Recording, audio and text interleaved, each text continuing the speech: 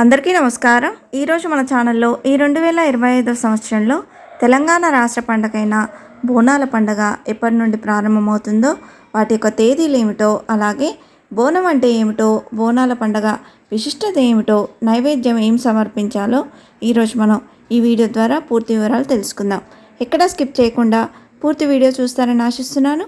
అంతకంటే ముందుగా ఇంతవరకు నా ఛానల్ సబ్స్క్రైబ్ చేసుకున్న వాళ్ళు ఉంటే సబ్స్క్రైబ్ బటన్ని ప్రెస్ చేసి పక్కనే ఉన్న బెల్ ఐకాన్ని ప్రెస్ చేసి అలానే ఆప్షన్ ప్రెస్ చేస్తారంటే నేను పెట్టే ప్రతి వీడియో మీరు నోటిఫికేషన్ ద్వారా మొదటగా చూసేయవచ్చు. ముందుగా వీడియోలోకి వెళ్ళిపోదాం. ఆషాఢ మాసంలో అమ్మవారికి సమర్పించే బోనాల విశిష్టత అంతా ఇంత కాదు. తెలంగాణలోని పలు ప్రాంతాల్లో 4 ఆదివారాలు అంగరంగ వైభవంగా నిర్వహించే ఈ బోనాల వేడుకల్ని చూసేందుకు 2 కళ్ళు సరిపోవు. ఈ వేడుకలు గోల్కొండలోని జగదాంబ మహంకాళి ఆలయంలో ప్రారంభమై ఆ తర్వాత సికింద్రాబాద్లోని ఉజ్జయిని మహంకాళి ఆలయంలో జరిగి లాల్ దర్వాజాలోని సింహవాహిని మహంకాళి అమ్మవారి సన్నిధిలో ముగుస్తాయి. అసలు ఈ 3 ఆలయాల విశిష్టత ఏంటంటే, చరిత్రకు నిదర్శనంగా నిలిచే గోల్కొండ కిల్లాలోని ఓ రాతి గుహలో భక్తులకు దర్శనమిస్తుంది జగదాంబ మహంకాళి. ఆషాఢ మాసంలో బోనాల పండుగ ప్రారంభమయ్యేది ఇక్కడి నుంచి కావడం విశేషం. కోరిన కోరికలు తీర్చే శక్తి స్వరూపునిగా పూజలు అందుకునే ఈ దేవిని దర్శించుకొని బోనం సమర్పిస్తే ఆ సంవత్సరం అంతా తాము సుఖ సంతోషాలతో ఉంటామని భక్తుల నమ్మకం. ఒకప్పుడు ఇక్కడ పశువులు కాసే రామ్దేవ్ రావ్ అనే వ్యక్తికి ఈ ప్రదేశంలో దేవి విగ్రహం కనిపించిందట. అది తెలిసి కాకతీయులు ఇక్కడ చిన్న ఆలయాన్ని కట్టించారని, అలా ఈ ప్రాంతానికి గోల్కొండ అనే పేరు వచ్చిందని అంటారు. నవాబులు ఈ ఆలయాన్ని అభివృద్ధి చేశారని చెప్తారు. సాధారణంగా ఈ మాసంలో వచ్చే 4 లేదా 5 ఆదివారాల్లోనే పలు ఆలయాల్లో దేవికి బోనాలను అర్పిస్తారు. కానీ ఇక్కడ మాత్రం ఆషాఢంలో వచ్చే ప్రతి గురు ఆదివారాలు భక్తులు అమ్మవారికి బోనాలను సమర్పించడాన్ని సంప్రదాయంగా పాటిస్తారు. తన చల్లని చూపులతో భక్తుల కోరికలు తీర్చే శక్తి స్వరూపినిగా పూజలు అందుకుంటోంది సికింద్రాబాద్లోని ఉజ్జయిని మహంకాళి అమ్మవారు.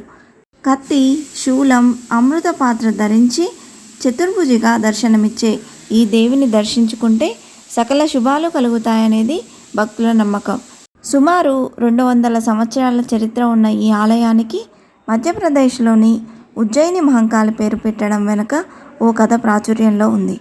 ఒకప్పుడు పాత బోయగూడలో సురిటి అప్పయ్య అనే అమ్మవారి భక్తుడు ఉండేవాడట. మిలిటరీలో పనిచేసే అప్పయ్య మధ్యప్రదేశ్లోని ఉజ్జయినికి బదిలీ అయ్యాడట. ఆ సమయంలో అంతటా కలరా వ్యాధి విపరీతంగా ప్రబలి చాలామంది చనిపోయారట. ఇది తెలిసిన అప్పయ్య మహంకాళి ఆలయానికి వెళ్ళి దేవిని దర్శించుకుని కలరా వ్యాధిని తగ్గిస్తే తన స్వస్థలంలోనూ అమ్మవారి ఆలయాన్ని నిర్మిస్తానంటూ మొక్కుకున్నాడంట. క్రమంగా ఆ సమస్య అదుపులోకి వచ్చి కొన్నాళ్లకు స్వస్థలానికి వచ్చేసిన అప్పయ్య సికింద్రాబాద్లోనే చిన్న ఆలయాన్ని నిర్మించి చెక్క విగ్రహాన్ని ఏర్పాటు చేశాడట. అయితే ఆ సమయంలో జరిపిన తవ్వకాల్లో మాణిక్యాలమ్మ దేవి విగ్రహం కూడా బయటపడడంతో ఆ 2 విగ్రహాలను కలిపి ప్రతిష్ఠించాడంట. చివరి బోనం సమర్పించేది ఎక్కడంటే, భక్తుల కష్టాలను పోగొట్టే ఆది పరాశక్తిగా, నగరాన్ని ప్రకృతి వైపరీత్యాల నుంచి కాపాడే పరమేశ్వరిగా పూజలు అందుకునే దేవి హైదరాబాద్ భారతనగరంలోని లాల్ దర్వాజాలో కొలువైన సింహవాహిని మహంకాళి అమ్మవారు. నిజాం నవాబులు నగరానికి రాకపోకలు సాగించేందుకు వీలుగా 13 దర్వాజాలను నిర్మించాలని, అందులో లాల్ దర్వాజా ఒకటని అంటారు. ఆ తర్వాత ఇక్కడ స్థానికులు ఆలయాన్ని కట్టించి అమ్మవారి విగ్రహాన్ని ప్రతిష్ఠించినట్లుగా చెప్తారు. అది జరిగిన కొన్నాళ్లకు మూసీ నది ఉప్పొంగడంతో నిజాం రాజు ఇక్కడికి వచ్చి అమ్మవారిని పూజించి నీటిలో పట్టు వస్త్రాలు, కానుకలు వదిలాకే మూసీ ఉధృతి తగ్గిందని, అప్పటి నుంచి బోనాలు సమర్పించడం సంప్రదాయం మొదలైందని అంటారు. తెలంగాణ రాష్ట్ర పండుగ అయినటువంటి బోనాల పండుగ ఈ 2025 సంవత్సరంలో ఎప్పటి నుండి ప్రారంభమవుతుందో ఇప్పుడు తెలుసుకుందాం. తెలంగాణ రాష్ట్ర పండుగ అయినటువంటి బోనాల పండుగ తేదీలను పరిశీలిస్తే, చారిత్రకమైన గోల్కొండ కోట శ్రీ జగదాంబిక అమ్మవారి బోనాలు జూన్ 26వ తేదీన ప్రారంభమై జూలై 24వ తేదీతో ముగుస్తాయండి. ఇక సికింద్రాబాద్ ఉజ్జయిని మహంకాళి అమ్మవారి బోనాలు జూలై 13న, అలాగే లాల్ దర్వాజా సింహవాహిని అమ్మవారి బోనాలు జూలై 20న జరగనున్నాయి. ఈ బోనాలను గురువారం ఆదివారాలలో నిర్వహిస్తారండి. తెలంగాణ రాష్ట్ర షెడ్యూల్ ప్రకారం ఏ ఏ తేదీల్లో ఏ ఏ రోజుల్లో బోనాలు సమర్పిస్తారో ఇప్పుడు తెలుసుకుందాం.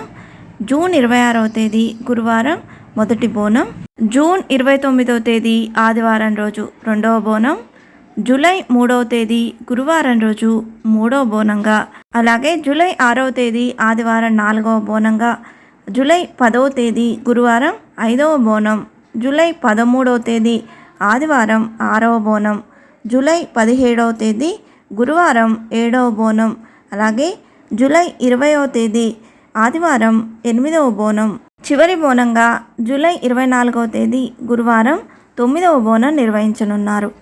బోనం అంటే భోజనం అని అర్థం. అమ్మవారికి నైవేద్యంగా సమర్పించేదాన్ని బోనం అంటాం. అన్నం, పాలు, పెరుగుతో కూడిన బోనాన్ని అమ్మవారి కోసం మట్టి కుండలో కానీ రాగి కుండలో కానీ వండుతారు. కొద్దిమంది పరమన్నాన్ని బోనంగా సమర్పిస్తారు. ఆ తర్వాత బోనాల కుండలను వేపరెమ్మలతో పసుపు కుంకుమతో అలంకరిస్తారు. కుండపైన ఒక దీపం కనిపిస్తూ ఉంటుంది. వాటిని నెత్తిన పెట్టుకొని డప్పు చప్పుళ్ళ మధ్య మహిళలు ఆలయానికి తీసుకెళ్తారు. బోనాల కుండలను నైవేద్యంగా సమర్పిస్తారు. గ్రామాలలో దీన్నే పెద్ద పండగని, ఊర పండగని కూడా పిలుస్తారు. రంగం పేరిట భవిష్యవాణి చెప్పే ఆచారం ఈ బోనాల పండుగలో కనిపిస్తుంది. జానపద కళలు, డప్పు చప్పుళ్ళు, శివసత్తుల విన్యాసాలతో పండగ వాతావరణం ఉంటుంది. భాగ్యనగరంలో జరిగే బోనాలకు మరో ప్రత్యేకత ఉంది. 1869వ సంవత్సరంలో జంట నగరాల్లో ప్లేగు వ్యాధి మహమ్మారిగా వ్యాపించిందంట. వేలాది మంది పిట్టల్లా రాలిపోయారంట. దైవాగ్రహంతో ఇలా జరుగుతుందని ప్రజలు భావించారు. గ్రామ దేవతలను శాంతింపచేయడానికి, ప్లేగు వ్యాధి నుంచి తమను తాను కాపాడుకోవడానికి చేపట్టిన పండగే బోనాలని చెబుతుంటారు. 1675 సంవత్సరంలో గోల్కొండను పాలించిన లబుల్ హసన్ కుతుబ్ షా తానిషా కాలంలో బోనం పండగ హైదరాబాద్లో ప్రారంభమైనట్టు కూడా చరిత్ర చెబుతుంది. ఋతుపవనాలు ప్రవేశించి వర్షాకాలం మొదలవగానే మలేరియా, టైఫాయిడ్ వంటి విషజ్వరాలు వస్తాయి. వాటితో పాటు సీజనల్ అంటువ్యాధులు కూడా బాధిస్తుంటాయి. ఈ వ్యాధుల నివారణకు బోనాల పండుగకు కూడా సంబంధం ఉంది. వేప ఆకు క్రిమినాశినిగా పనిచేస్తుందన్న విషయం తెలిసిందే.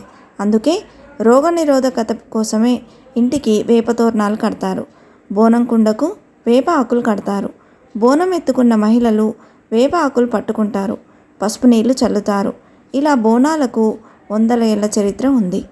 కరువు కాటకాలు, వరదలు, అంటువ్యాధుల వంటి ప్రకృతి వైపరీత్యాలు సంభవించినప్పుడల్లా ఆ ప్రకృతి దేవత ఆగ్రహాన్ని చల్లార్చేందుకు, అంటురోగాల బారిన పడకుండా కాపాడమంటూ ప్రకృతిని శాంతింపజేసే ఊరుమ్మడి కార్యక్రమం ఈ బోనాల పండగ. ఇంతే ఫ్రెండ్స్, ఈ వీడియో మీకు నచ్చిందని ఆశిస్తున్నాను. ఇలాంటి ఇంట్రెస్టింగ్ వీడియోస్ కోసం please subscribe my channel and press the bell icon. అలాగే లైక్ చేయండి, షేర్ చేయండి. మీకు ఏమైనా సందేహం ఉంటే నా కమెంట్ బాక్స్లో పోస్ట్ చేయండి. ఇంకొక మంచి వీడియోతో మేము ముందుకు వస్తాను. అంతవరకు సెలవు. సర్వే జన సుఖినో భవంతు. స్వస్తి.